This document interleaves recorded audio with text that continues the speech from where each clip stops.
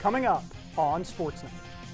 Football looks to clinch bowl eligibility as they take on the Cornhuskers. Men's soccer looks to get back in the win column in Ann Arbor. And volleyball hits the road for a pair of ranked matchups.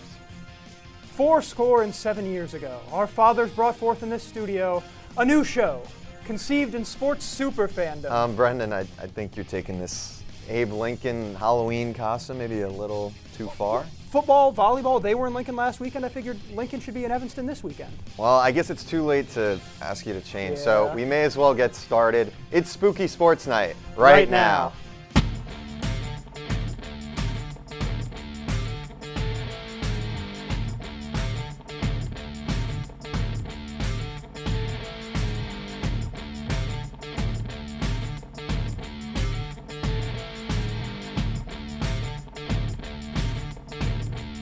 Welcome to Sports Night. I am Brendan Preisman, joined alongside Griffin Senyek. I know we've begun, but I just want to wish a happy Halloween to all our loyal Sports Night supporters. Brendan, what do you think of my costume? I think I'm in the spirit, right? You look like a normal Sports Night anchor. What's your costume supposed to be? I am a normal Sports Night anchor because we've got a show to get to. So let's get started. After a dominant defensive defeat of Purdue, Northwestern football hit the road looking to clinch bowl eligibility for the second time in 3 seasons. But ahead of Halloween week, the Cats would have a scary opponent, the Children of the Corn. To the cornfields we go. Northwestern football headed to Lincoln, Nebraska to face off against the Cornhuskers. With both teams sitting at 5-2, Saturday's matchup was a massive contest, an opportunity for both sides to secure bowl eligibility. Dylan Raiola and company would get off to a hot start, marching down the field and finishing things off with an Emmett Johnson score waltzing into the end zone. NU would respond with a field goal, but the Huskers were up after one, 7-3. Jack Olson's foot would come in handy yet again, cutting the lead to just 1. You could say this game just bipped right by on the highway because it is 6-7 at the half. Into the third we go, Nebraska getting the ball first and a huge swing of momentum. Kenneth Williams full steam ahead on the kickoff return, breaks one tackle, then another, and just like that, green grass ahead, hit the afterburners, young fella. All the way home, touchdown Huskers, they lead at 14-6. And Nebraska would continue to pile it on. After a Preston Stone pick, the Huskers offense capitalizes. Toe-tap touchdown from Isaiah Hunter, who lets Braden Turner hear it after that snag. But NU would not go quietly. Cats responded with a 9-play drive capped by a Caleb Como-Lafe score. Bounces off a couple of black shirts across the goal line. Northwestern trailing 21-13 into the fourth, but got the ball back in their hands again. Como-Lafe breaks to the sideline again, and oh, there goes that man! Roll out the red carpet, folks. The beast, living up to his nickname, takes it to the house. 50 yards for the score. After the 2-pointer, we are tied. Both teams would trade picks, but the Cornhuskers get the last laugh here. Johnson pushes through the defense to put the Huskers back up by a touchdown. Last gasp now for the Cats. Stone dropping back, goes deep on 4th down, and just misses Griffin Wilby. No Nebraska nice from the officials on that potential pass interference. Huskers would take over. Raiola takes a knee, and that's all she wrote for this one. Northwestern loses in a narrow defeat despite a spirited comeback, falling to 5-3 and still looking to secure a bowl game. Well, Honest Abe once said that no matter how much cats fight, there always seem to be kittens. And while a lot of Northwestern fans were having kittens over last week's performance, the Wildcats aren't fighting this Saturday. David Braun's team is on a bye, so they'll spend this weekend California dreaming of their November 7th matchup against 23rd-ranked USC. After last week's win at Maryland, Northwestern's magic number to clinch the regular season Big Ten title was down to 1. They had a pair of opportunities to do so at Lakeside Field, starting with Michigan. It is pretty wild to process the fact that with 3 games to go, the Cats were on the cusp of clinching a Big Ten regular season championship. But that's nothing but child's play for Tracy Fuchs and co. Speaking of child's play, Michigan keeper Hala Silverstein proved to be anything but, denying Ashley Sessa on NU's only shot attempt of the first period. The Cats would get a penalty corner in the second, and they would convert. Laura Salamanca logging her first goal of the year, gets the Fighting Gothics on the board. Northwestern would go into halftime up 1, and head coach of Michigan, Christy Gannon-Fisher, can't be too happy about that one. Out of the half, the 14th ranked Wolverines are awarded a penalty corner of their own, and they make good of it. Ava Bernardi evens the score for the women in white, and it's anyone's game down the stretch. But when it comes to Northwestern, it's not always the case. It pays to have someone like Maddie Zimmer. Beautiful feed to Aaron Chris, and the Cats are back out in front. We'll take another look at that. I mean, just maneuvering around so many defenders, too easy for Maddie Zimmer, the All-American. Looking for an early dagger towards the end of the third, and I mean, this is a tough one if you're a fan of the Wolverines. Olivia Bentcole working around traffic, squeezes a pass to Grace Schultz, and that goes in the back of the cage. Northwestern goes on to win and claim its third straight regular season title, the 26th straight Big Ten win for the number 2 program in the country. After defeating their enemies to the east, number 2 Northwestern looked even further towards the horizon for a showdown against 18th-ranked Ohio State. About 10 minutes through the first quarter, quick 1-2. Grace Schultz finds Ilsa Tromp. Tromp gives it right back to her, and Schultz scores Northwestern's first goal of the match. Cats would score once more before halftime, led Ohio State 2-0 at the break. Early in the third, Ashley Sessa takes it away from the Buckeye defender, finds Schultz. Schultz brings it in, gets it to Olivia Bent-Cole. Traffic in there, but Cole by the goal with control. Come on, that's an easy third score for the Cats. Sessa on a corner try 10 minutes later. Ball finds Maja Zavoinovic on her senior day. Her shot is blocked. Sessa finds the loose ball, flips it into the top corner from a tight angle. Great concentration by Sessa. Cats up 4, and back at it again 10 seconds later. Maddie Zimmer with an interception and just launches this pass in the air so long, could have had a movie on it. Bent-Cole finds it, and if you got Bent-Cole in the box, you already know the deal. She shoots, she scores, she gets the Cats their third goal of the third quarter. Sessa on another penalty corner, taps it to Zimmer, taps it to Zavoinovic, and Zavoinovic gets her senior day goal, launching it right down the middle. Hey, ref, stop the fight. Can we tell these Cats to take it easy? No, we cannot. Aaron Chris, another takeaway. Deep in the Buckeye defensive end, weaving down the baseline, behind a defender, behind the goalie, behind everybody, falling to the turf, and she finds the back of the cage anyway. Northwestern's 7th and final goal of the day, and that would be that. The Cats clock the Buckeyes by a touchdown, a 7-goal victory at the Lakeside to close out an undefeated weekend. In the wise words of our 16th president, be sure you put your feet in the right place, then stand firm. Tracy Fuchs' squad is certainly in the right place, as evidenced by its 3rd consecutive Big Ten regular season championship. Northwestern will close out the season tomorrow night at Michigan State before getting ready for the Big Ten tournament in Bloomington next weekend. The regular season is over for women's soccer, but postseason play kicks off tonight as they take on USC in the Big Ten tournament. Yoni Zacks will break down the keys for the Cats to keep their season alive when we come back.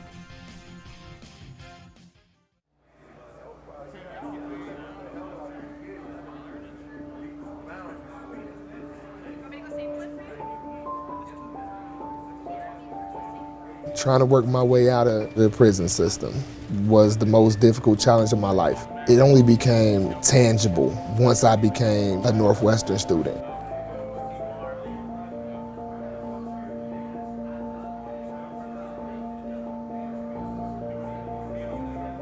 One, two, three, four.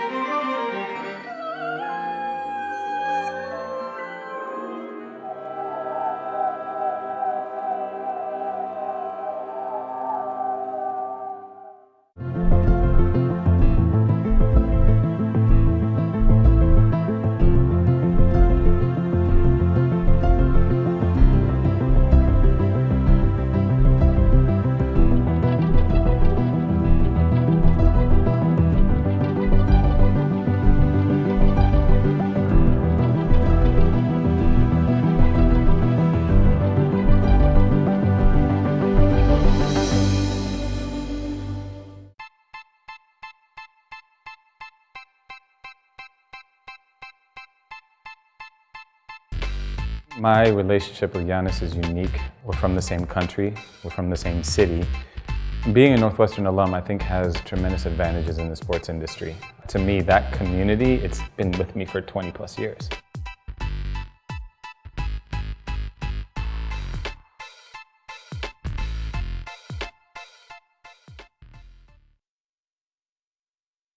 Welcome back to Sports Night. Griffin, it's been a thrilling start to the NBA season. 50 pieces being dropped all over the nation. Victor Wembanyama probably had 3 blocks during the commercial break. It's a great time to be a basketball fan. Yeah, I mean, it's definitely been a fun start to the season. And I have to say, the Sports Night highlight music might have some competition now with Round Ball Rock back in the mix for NBC. Oh, absolutely. I mean, Round Ball Rock's probably number 1 on my Spotify Wrapped right now. But speaking of Sports Night's music, Griffin, let's get the vibes up in here. Men's basketball kicked off exhibition season on Sunday, falling to number 16 Iowa State 80-72. The Cats returned to Welsh Ryan Arena last night for their final tune-up against Illinois State. It's been 7 long months since we've had a basketball game in Evanston, but fear not, Chris Collins and company ended that drought last night, and boy, was it exciting. Starting things off, Trey Singleton going to swing it to Angelo Chiaravino in the corner, who drills down the shot for Northwestern's first points of the contest. And Arrington Page having a little trouble on the defensive end, taking advantage there is Chase Walker. Illinois State came out hot. Johnny Kingser imposed himself as a mid-range threat, while Tyreek Coleman showed the Cats why he's one of the deadliest shooters in the MVC. Ball movement here gets Ty Pence an easy lay, and Jaden Reed says enough is enough. He's going to muscle through some defenders, get the layup and one. Cats would be up 10 minutes into the contest. Jack Daughtry, this is a guy you got to star on the scouting report. Enters the game, immediately drills a three-pointer and gets the contact. There's a reason he was one of the best shooters in the nation a season ago. On the other end, it's Jordan Clayton. He'll get himself in on the scoring fun, driving, getting the layup to go. And that's going to be big for the Cats if he can take a step this year. Taking us into the half, no one. Who else? It's Nick Martinelli. His signature floater, pure money. Cats would be up 8 as they head to the locker room. Break did nothing to slow down Jaden Reed. He knocks down a jumper before finding Nick Martinelli for the and one. A double-double for Reed and 21 points for Martinelli in the exhibition. Martinelli checks out, so Arrington Page decides to take over. He gets a beautiful dunk there. That was fun. And hey, just because he's a big man doesn't mean he can't shoot. Maybe Northwestern's got a little Nikola Jokic this year. We'll have to stay tuned. Max Green taking the ball up to court, finds his fellow newcomer, Tyler Kropp, who gets the layup to go. Those are going to be 2 key pieces for this squad this year. And why not a Justin Mullen slam to ring things home? Northwestern puts up triple digits for the first time since 2019 and really just dominates Illinois State. Chris Collins' squad will now turn their attention to getting ready for their first regular season opponent, Mercyhurst. The teams will tip off at 7 p.m. on Monday. With the regular season coming to a close, Northwestern women's soccer needed a positive result against Wisconsin to secure a spot in the Big Ten tournament.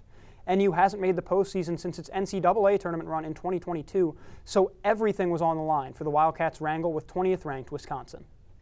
Exactly 1 week after a win in West Lafayette versus Purdue, the Cats were back on the lakefront at Martin Stadium to take on number 20, the Wisconsin Badgers, for their final regular season bout of the year. Northwestern looking to extend its 3-match winning streak in this one. About midway through the first half, Wisconsin's Brooke Allen finds some space in the box. After a beautiful ball, she shoots, but Nyama Nelson makes the diving stop to preserve the shutout. Just over 14 minutes remaining in the first half, and it's Northwestern on the attack this time. Ball into Kennedy Roche, but her shot is denied by the Badger defense. Goose eggs in the first half. Early in the second half now, game still scoreless. Wisconsin with possession deep in their attacking third. This ball crossed into Erin Connolly, and she converts the header to give the Badgers a 1-0 lead to break the tie. Northwestern fighting to keep its season alive. Goal demoralizing, but not destructive. Under 17 minutes to go in the game now after the ball bounces around a little bit.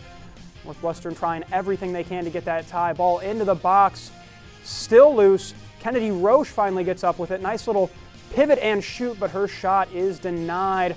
Badgers keep them off the scoreboard for now. A few minutes later, Roche with a chance to redeem herself and capitalizes this time. Great pass from Kira Kemmerly right to Roche's cranium, knots the game at 1 apiece, and that is where the scoring would end for this one. The final 12 minutes, just a battle of possession. Game tied at 1 after full time, and the Cats will now look towards postseason play for the Big Ten tournament. After that thrilling tie against the Badgers, the Wildcats are playing in the postseason for the first time since 2022. Michael Moynihan's squad is taking on USC right now in West Lafayette, Indiana. For more on Northwestern's Big Ten tourney hopes, here's Sports Night's Yoni Zacks. The leaves are exchanging colors, and it's getting a bit cooler. That can only mean one thing. It's time for some postseason action. Northwestern women's soccer are headed to West Lafayette, Indiana for a first-round matchup against USC right now. Let's take a look at how the Cats got here. Northwestern's Big Ten performances got off to a sleepy start as they drew 4 consecutive games, including number 23 Ohio State and number 11 Iowa. The Wildcats recovered during the back half of the season with an impressive 4-1-1 record over the final 6 games of the season. Only one Big Ten team, conference champions Washington, finished with a better record over that span. But where does Northwestern stand in this tournament? They have just 3 losses overall on the season, only one more than that first-place Washington team. But it's their 7 draws, 4 in conference, that have them sitting in 7th place in the Big Ten standings. Another key for the Cats this season has been playing at home. Their only Lakeshore loss came in a close one against number 18 Penn State. The question is, can Northwestern find a way to replicate their at-home dominance on unfamiliar ground? One earlier season performance against TCU suggests that the Cats can. On September 4th, Northwestern traveled to Texas to take on the then number 4 ranked Horned Frogs. After an early goal by Kennedy Roche, the defense held on for over 80 minutes to secure an upset win. This result shows that the Cats have what it takes to go toe-to-toe with some of the nation's best. Over the course of the season, 3 names have emerged as keys of Northwestern's success: Kennedy Roche, Katarina Regazzoni, and Niama Nelson. These 3 form the backbone of the team and will be critical for the Cats in tournament play. Junior forward Kennedy Roche cemented her spot as a goal scorer for this program.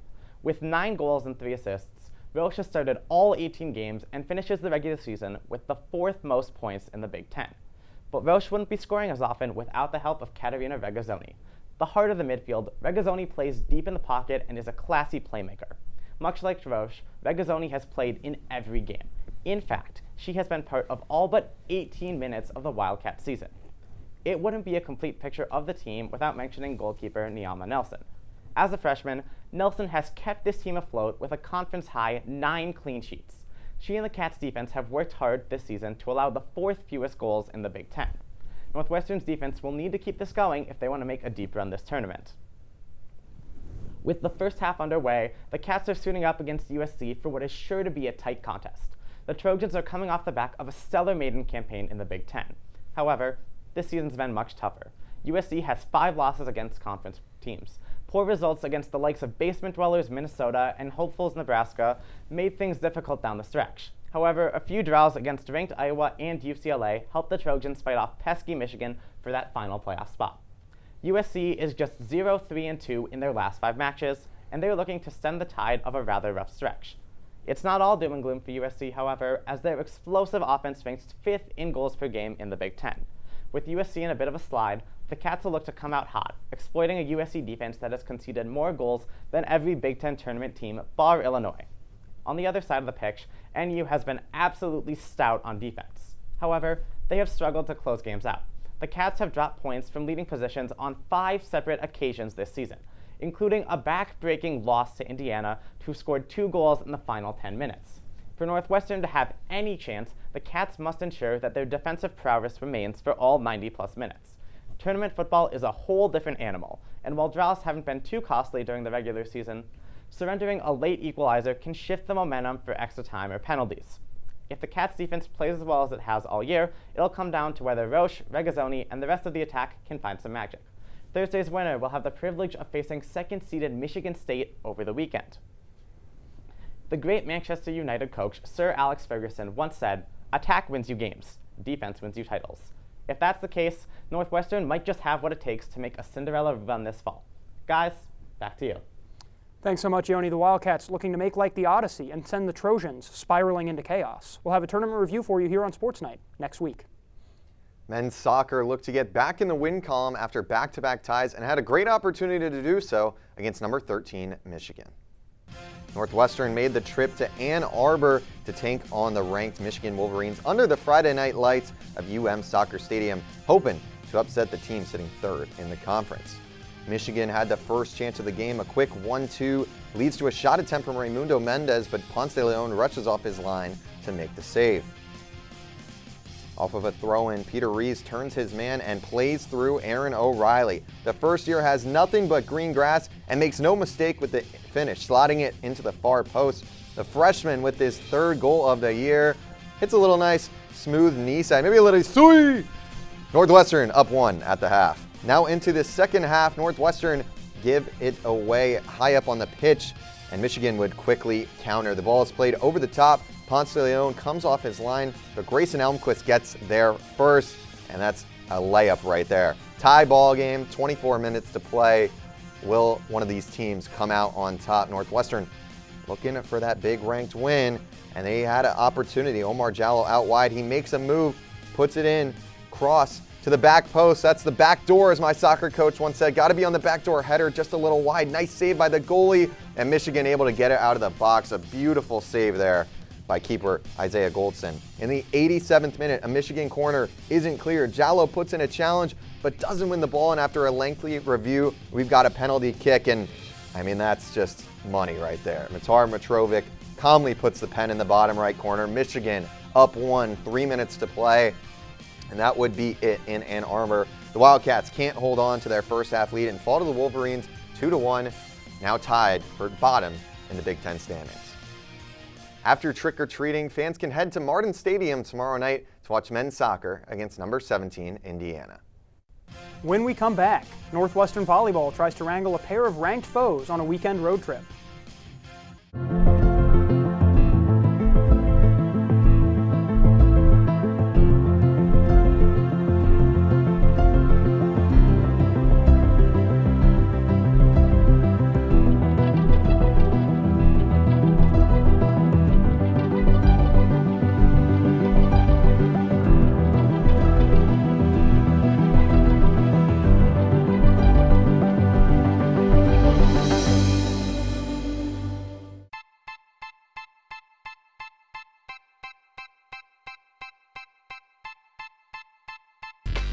My relationship with Giannis is unique. We're from the same country, we're from the same city.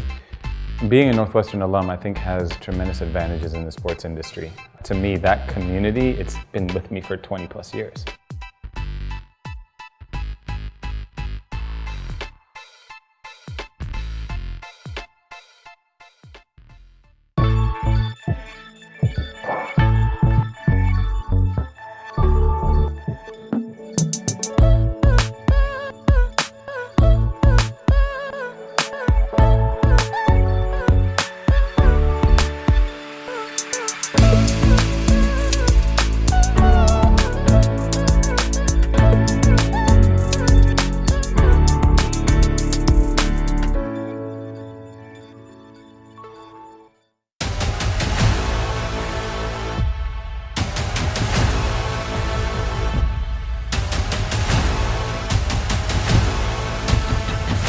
Ready, set, go!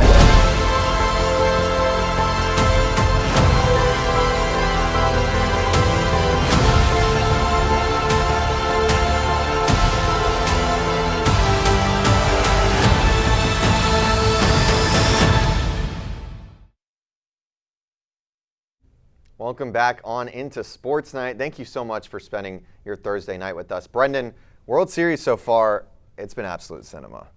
I would agree with you, but I fell asleep about halfway through the 15th inning on Monday night, so I'm still kind of trying to recover from that. Well, I hope you have enough energy because we've got the fast-paced sport of volleyball up next.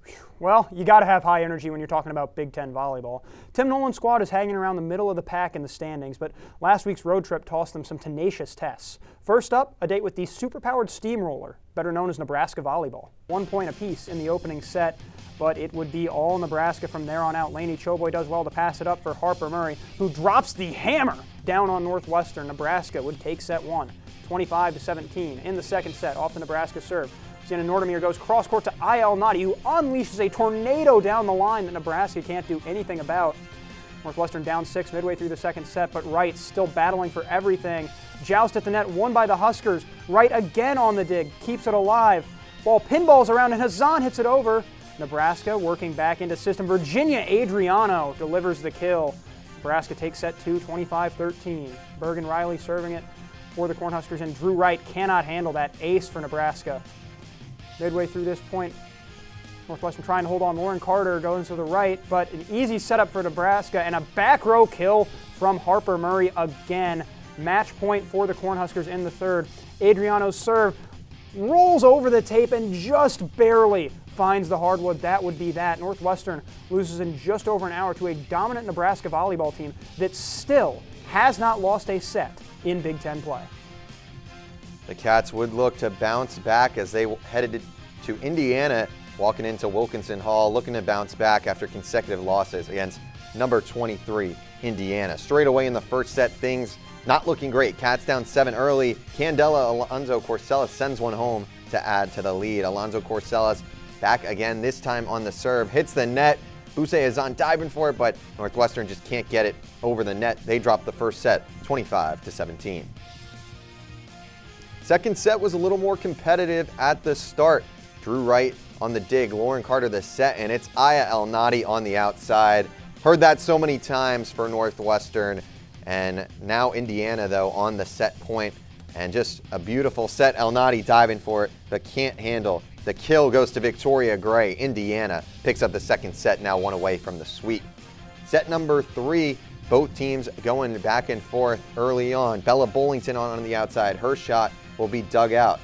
Avery Tatum of the Hoosiers going to get it over, but Northwestern getting it back in system. Drew Wright to the standout freshman Bollington. She ends the rally. She would finish the game with 18 kills on the night, and let's see another one of them.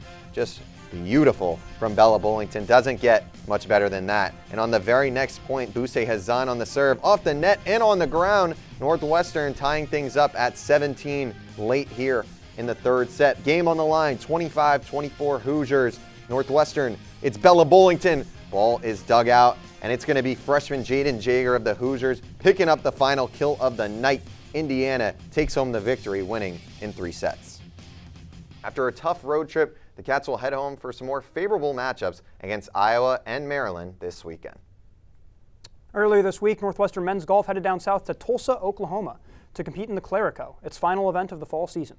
With a team score of 874, the Cats claimed 5th place in the competition. Leading the effort for NU was senior Daniel Svard, who rode a 2-under par 68 in his second round to tie for 5th with a score of 213. Rowan Sullivan joined Svard in the top 10 with a score of 215, continuing his strong start to the season. After Svard and Sullivan, Jeremy Chen placed in 31st, Monty Holcomb took 45th, Isaac Lee placed 56th, and Ethan Seng rounded it out for the Cats in 58th. With the fall season now behind them, the Cats will step away from competition for a few months' break before competing in the Gantner Cup in Florida in January. The Northwestern women's golf team traveled to Atlanta, Georgia to compete against Florida State, Oregon, and USC in the East Lake Cup. The defending national champs started off round 1 of match play singles with a dominant 4-1 victory against USC. Sintai Lin lost her matchup, but Ashley Yoon, Ariana Lau, and Megan Meng all won their individual matchups, and Diana Lee played well enough to secure herself the East Lake Cup individual championship. Although her repeated success against Oregon, the other 4 Wildcats lost their matches. That meant Oregon claimed the team title and Northwestern finished 1-1 in matches, claiming 2nd overall. The Wildcats will take a long break before returning to action in late January. Only a week before Halloween, the men's and women's swimming teams hit the road for their away match debuts against Notre Dame and Michigan. The Cats had had some smooth sailing in each of their respective seasons, both starting strong with a 2-0 record at home, but in these trials on the road, the Cats were seemingly spooked and both fell to a hard-fought 2-2. Men's team fell short 141.5 to 158.5 to Notre Dame and also fell to Michigan. Meanwhile, the women's team had a nail-biter 149 to 151 loss to Notre Dame and a tough blowout 92 to 205 loss to Michigan. Regardless, the Cats still had some exceptional standout performers who shone through, with the men's Joshua Staples and women's Zoe Nordman. Staples crushed the 1,000-meter free event, swimming in 8:58.35, good for 8th in the country, while Nordman finished the same event with a 9:45.69. Those finishes position both athletes as 2nd fastest in the Big Ten currently. After a home meet against Duke on November 7th and 8th, the men's and women's swimming teams will next set their sights on the Texas Hall of Fame invite in mid-November. There, the Cats will seek to get back on track and return to their winning trajectory. And now, let's see where you can catch the Cats. Field hockey travels to East Lansing for a Friday afternoon showdown. Men's soccer looks to pick up a ranked win under the lights. And men's basketball kicks off the regular season at home on Monday against Mercyhurst. After the break, a Halloween week treat for all our viewers with our most well-reviewed segment, On Deck.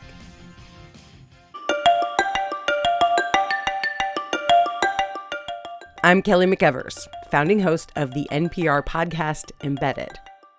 I'm James Edwards, host of the Unresolved podcast from Frontline. I'm Antonia Cereijido, former senior producer of Anything for Selena podcast and current executive producer at Elias Studios.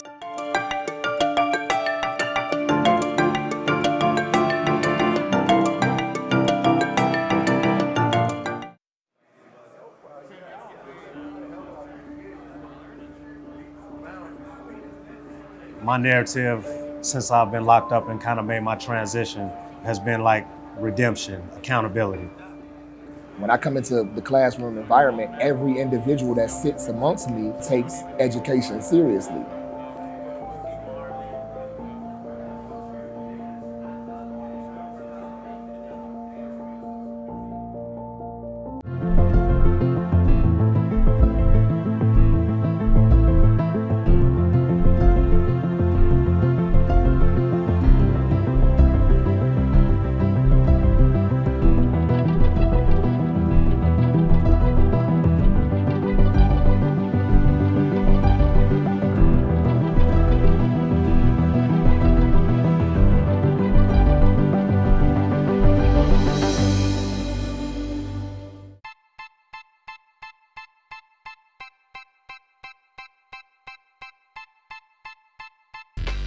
My relationship with Giannis is unique. We're from the same country, we're from the same city. Being a Northwestern alum, I think, has tremendous advantages in the sports industry. To me, that community, it's been with me for 20 plus years.